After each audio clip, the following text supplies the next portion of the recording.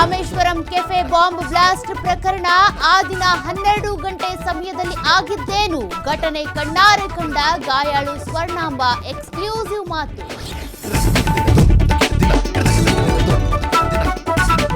ಪಾಕ್ ಪರ ಘೋಷಣೆ ಪ್ರಕರಣ ತನಿಖೆ ಚುರುಕು. ವಿಧಾನಸೌಧ ಪೊಲೀಸರಿಂದ 8 ಮಂದಿ ವಿಚಾರಣೆ. ದೇವ್ರಾಣೆಗೂ ನಾಜೀರ್ ಸಾಬ್ ಜಿಂದಾಬಾದ್ ಎಂದಿದ್ದೇನೆ ಎಂದ ನಾಶಿಪುಡಿ.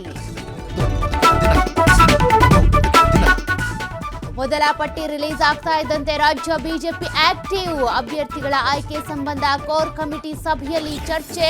ಎಲ್ಲ ಲೋಕಸಭಾ ಕ್ಷೇತ್ರಕ್ಕೂ ವೀಕ್ಷಕರನ್ನ ಕಳಿಸಿದ್ದೇವೆ ಎಂದ ವಿಜಯೇಂದ್ರ.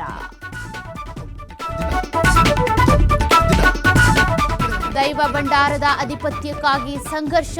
ಪಿಲ್ಲಿ ಚಾಮುಂಡಿ ದೈವಸ್ಥಾನಕ್ಕೆ ಸೇರಿದ ಕಟ್ಟಡ ಧ್ವಂಸ ಪ್ರಕರಣ ಸಂಬಂಧ 3 ಆರೋಪಿಗಳ ಬಂಧನ.